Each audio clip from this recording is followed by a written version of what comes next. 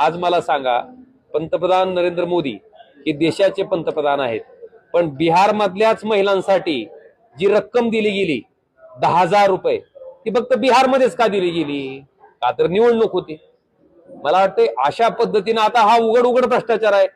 लोकांच्या टॅक्सच्या पैशाच्या माध्यमातून केला जाणारा, म्हणजे त्या ठिकाणी लोकांना प्रभावित करण्यासाठी केला गेलेला हा प्रकार आहे. आणि मला वाटतंय असं जरी असलं तरी ह्याच्यावर उत्तर आता विरोधी पक्षातल्या लोकांनी एकच शोधलं पाहिजे की आपण लोकांशी जोडून काम करणं गरजेचं आहे.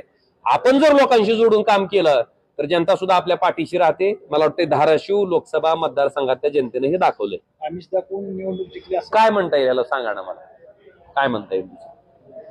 उघड आहे ना. जे पंतप्रधान त्या ठिकाणी म्हणायचं की रेवडीचं कल्चर मी आणणार नाही, तेच पंतप्रधान त्या ठिकाणी अशा पद्धतीनं महिलांच्या खात्यावर केंद्राच्या मार्फत 10,000 रुपये टाकत असतील काय म्हणायचं? एक लक्षात घ्या, माझं त्याच्यावर मत असं आहे की खाली काम करणारा जो कार्यकर्ता आहे प्रत्येक ठिकाणचा, तो जर लोकांशी जोडला गेला असेल तर लोक त्या ठिकाणी त्या कार्यकर्त्याच्या पाठीमागे राहायचं काम करतात. आपण बघितलं असेल महाराष्ट्रात त्या ठिकाणी महाविकास आघाडीला फार मोठ्या प्रमाणात नुकसान सहन करावं लागलं, पण तीच तुलना जर आपण धाराशिव लोकसभा मतदारसंघाच्या बाबतीत केली तर पूर्वी फक्त एक आमदार होते आमचे, कैलास पाटील. आज त्या एक आमदाराचे 3 आमदार ह्या धाराशिव लोकसभा मतदारसंघातल्या नागरिकांनी लाडक्या बहिणीचे पैसे दिलेले असताना सुद्धा आपण लोकांशी जोडले गेल्याच्या नंतर लोकांचा जो कनेक्ट असतो, लोक त्या ठिकाणी त्याच्या पाठीशी राहतात. ते काम धाराशिव लोकसभा मतदारसंघातल्या स्वाभिमानी जनतेनं दाखवलंय.